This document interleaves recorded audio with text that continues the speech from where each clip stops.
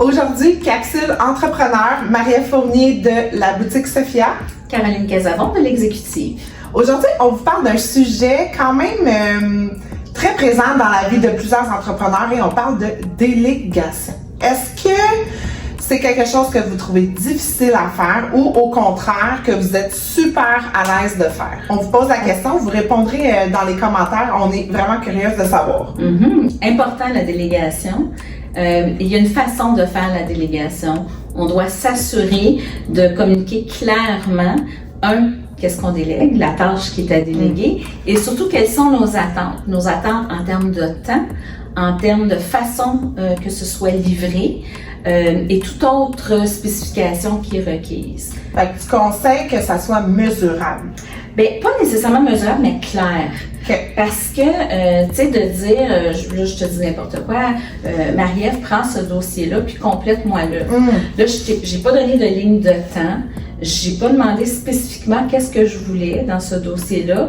Donc, la personne va partir avec ça, pas trop sûre de la directive. Et là, vous risquez de recevoir quelque chose qui ne correspond pas à vos attentes. Et là, d'avoir peut-être une déception. C'est ça, je me disais, souvent on peut être déçu par la suite. C'est ça. Mais en premier temps, c'est nous qui n'a pas été clair et qui n'a pas dit, voilà. C'est ça, les consignes. Voilà. Donc, il faut donner des consignes claires. L'autre chose aussi, c'est déléguer, c'est accepter que ce ne sera pas fait de la façon que nous, on le ferait.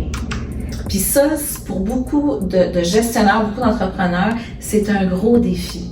Je peux vraiment faire du pouce sur qu'est-ce que tu dis. Je pense que peut-être dans des plus petites équipes, justement, on se dit, je vais le faire. Laisse faire, je vais le faire. Je vais le faire, ça va aller plus vite. C'est ça. C'est tout de suite, tu sais, qu'est-ce qu'on pense. Puis ça, c'est mauvais pour deux raisons. La première, c'est que vous vous déchargerez jamais.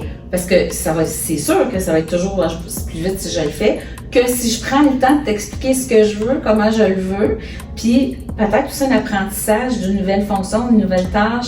Donc, vous sauvez pas du temps au final, parce que vous allez toujours le faire, puis deux, vous freinez le développement ou la formation d'un membre de votre équipe. Puis dans l'optique, si tu es une entreprise que tu veux grandir, délégation. Je pense que c'est la clé. Mais ça vient aussi sur un point, je vais comme faire une petite parenthèse, mais je pense que c'est aussi une forme de leadership.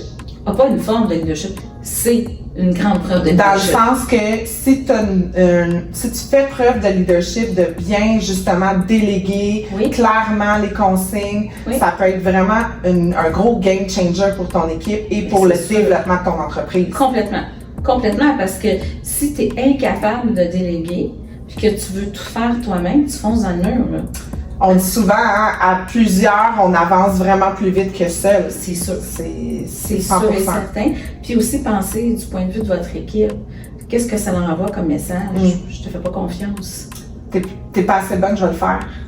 Ouais, j'avoue que on y pense peut-être pas de ce que ça peut engendrer. Mais c'est ça. C'est la délégation, c'est vraiment un des éléments importants du leadership. Y a-t-il déjà eu une période dans ta carrière que tu as eu de la misère à déléguer? Tu sais, je pense dans tes débuts, là. Oui, pour exactement les raisons qu'on dit. En fait, pour plusieurs raisons. Je dis, c'est pour plusieurs raisons. La première, c'est que c'est sûr qu'on n'a plus de carrière. On veut se prouver. On veut prouver aux autres qu'on est capable puis qu'on veut tout faire. Puis il vient un moment aussi, tu sais, à force de jongler plusieurs balles, tu finis par en échapper. Fait que tu peux pas tout faire tout seul. Fait qu'il y a ça.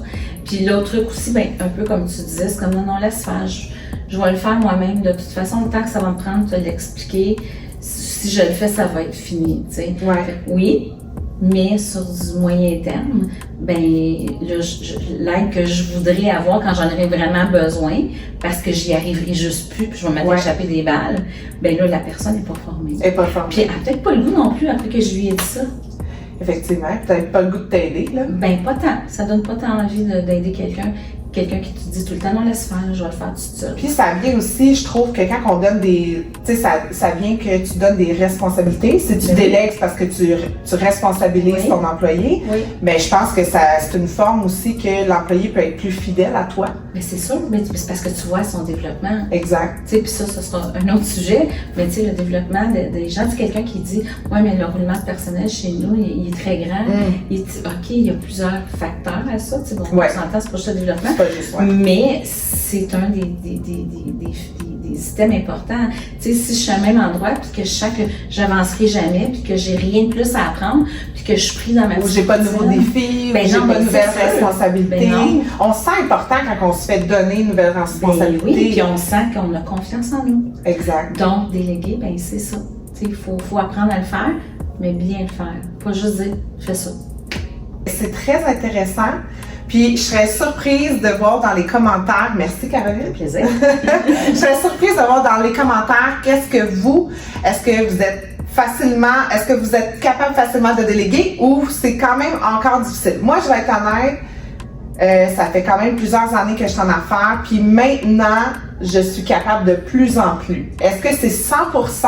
Non, mais vraiment de plus en plus, puis effectivement, je me rends compte que plus que je délègue, plus que moi, je suis capable d'être dans ma zone de génie, puis de faire plus les choses que j'aime.